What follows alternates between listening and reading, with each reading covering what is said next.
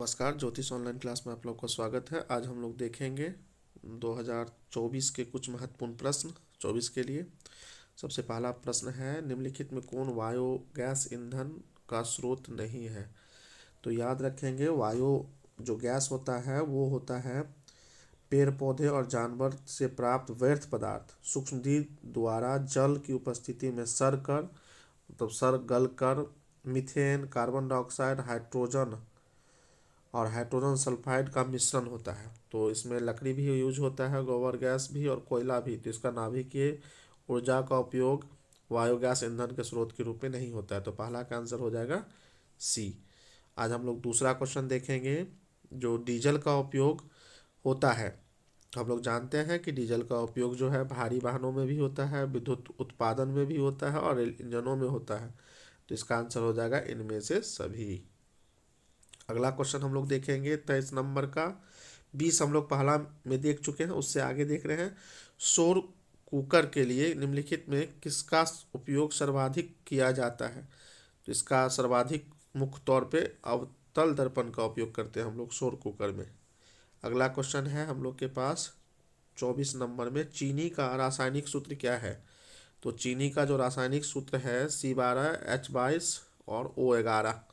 आप लोग इसको याद रखेंगे। चीनी का रासायनिक सूत्र है C12H22O11। अगला क्वेश्चन है हम लोग के पास, रासायनिक अभिक्रिया के दौरान किसी पदार्थ में ऑक्सीजन का योग कहलाता है। जब किसी पदार्थ में ऑक्सीजन का योग होता है तो उसको हम लोग कहते हैं उपचयन अभिक्रिया।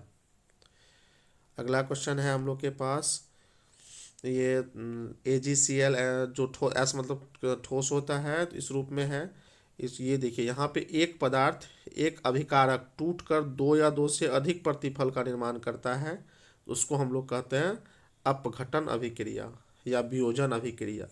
याद रखेंगे, संयोजन अभिक्रिया कहते हैं जिसमें दो अभिकारक मिलके एक प्रतिफल बनाता है। मान लेते हैं अभिकारक जो A और B है अभिकारक, तो एक प्रतिफल बनेगा C, तो तब ये संयोजन अभिक्रिया कहलाएगा।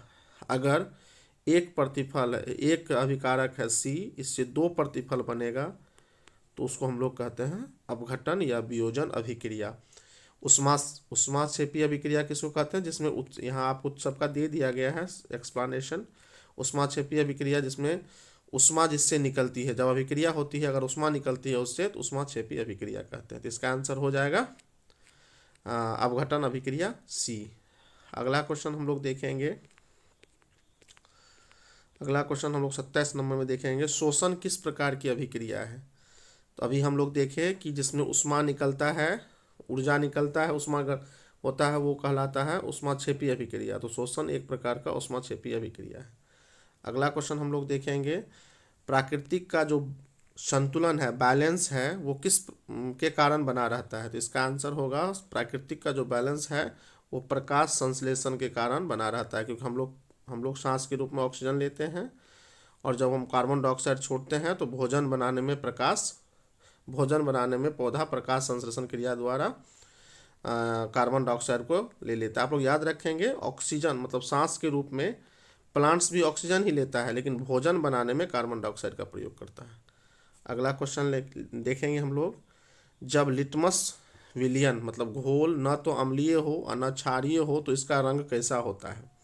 देखिए, लिटमस विलियन जो है एक प्राकृतिक सूचक है। सूचक मतलब जो अम्ल और भस्म की जानकारी देता है।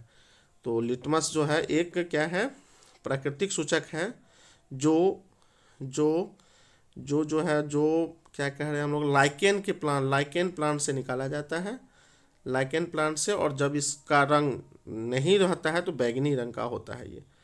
अगला क्वेश्चन हम लोग के पास है 30 नंबर का। 30 नंबर का क्वेश्चन है, निम्नलिखित में कौन क्षारीय ऑक्साइड है? तो क्षारीय ऑक्साइड है इसमें ऑक्साइड ANaO। इसका आंसर डी हो जाएगा। अगला क्वेश्चन है, कोई विलयन लाल लिटमस को नीला कर देता है, तो pH मान होगा इसका। ध्यान देंगे, कोई विलयन लाल लिटमस को नीला कर देता है, लाल लिटमस पत्र को नीला कर देता है, तो उसका pH मान कौन होता है, क्या होगा?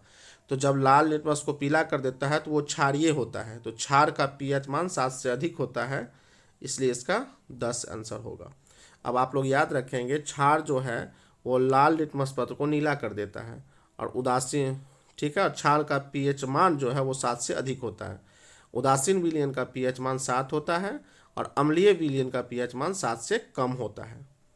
रखेंगे ध्यान, और क्योंकि इस तरह के क्वेश्चन पूछता ही है। दही में कौन सा अम्ल पाया जाता है? तो दही में लैक्टिक अम्ल पाया जाता है, दही में लैक्टिक अम्ल पाया जाता है। और यहाँ कुछ महत्वपूर्ण स्रोत, सिरका में एसिटिक अम्ल पाया जाता है, दूध या दही में लैक्टिक अम्ल पाया जाता है, अभी पढ़ लिए। इमली में टार्टरिक अम्ल पाया जाता है। चींटी के डंक में, जो चींटी डंक, जिससे जो चींटी डंक मारती है, उसमें मेथनोइक अम्ल पाया जाता है। और नींबू में साइट्रिक अम्ल पाया जाता है। तो ये इंपॉर्टेंस है, कुछ सबको याद रखेंगे। अगला क्वेश्चन है, टूथपेस्ट कैसा होता है? टूथपेस्ट जो है वो क्षारीय होता है, टूथपेस्ट क्षारीय होता है। अब यहाँ पे दंत क्षय किसको कहते हैं? तो हमारा जो मुंह का पीएच मान होता है वो 5.5 मतलब अम्लीय रहता है।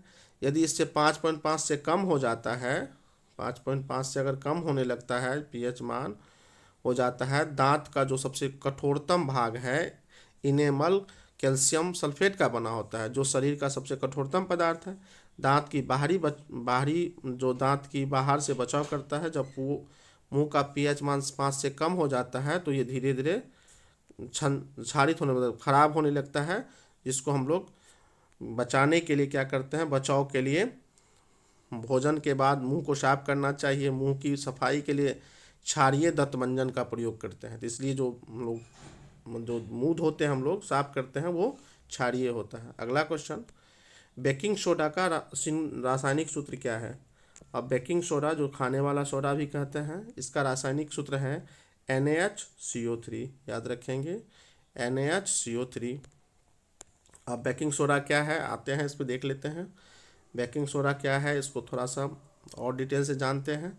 तो इसका रासायनिक नाम है सोडियम बाइकार्बोनेट तथा सोडियम हाइड्रोजन कार्बोनेट है। और इसका सूत्र जो है NaHCO3 होता है। यह जो है यह जो है इसका उपयोग हम लोग खाना बनाने में करते हैं, खाने वाला सोडा है तो। और इसको हम लोग साल्वे विधि द्वारा तैयार करते हैं, तो यहाँ दिखा हुआ है। अगला क्वेश्चन हम लोग के पास जो है वो 35 नंबर है, संगमरमर का सूत्र क्या होता है? तो इसका आंसर हो जाएगा MgHCO2 का होल 2 B। याद रखेंगे। अगला क्वेश्चन है, एक्वा रेजिया मिश्रण में HCl और HNO3 का अनुपात क्या होता है? तो एक्वा रेजिया जो होता है उसमें 1:, यहाँ पे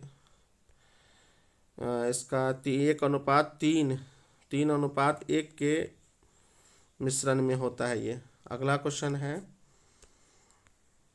निम्नलिखित में से किसे चाकू से काटा जा सकता है? तो यहाँ देखिए, सोडियम, पोटेशियम और लिथियम तीनों को चाकू से काटा जा सकता है। तो लेकिन सोडियम, पोटेशियम और लिथियम को, लेकिन यहाँ ऑप्शन लिथियम है, तो यहाँ ए आंसर होगा। अगला क्वेश्चन है हम लोग के पास, सोने की परमाणु संख्या कितनी है? तो सोने का जो परमाणु, हम लोग 1 से 30 तक का सभी परमाणु संख्या को मस्ट रूप से याद करेंगे, उसके बाद कुछ महत्वपूर्ण को भी याद करेंगे। तो सोने का है 79। अब हीलियम कैसा तत्व है? अगला क्वेश्चन हम लोग के पास है, हीलियम कैसा तत्व है? तो हम हीलियम जो है एक अक्रिय तत्व है। जैसे अक्रिय तत्व क्या है? जो अभिक्रिया में भाग नहीं लेता है, उसका जो बाहरी कक्षा वो पूरी तरह से भरा होता है। तो अक्रिय गैस जो है वर्ग 18 के समूह में रखा गया है। कौन कौन?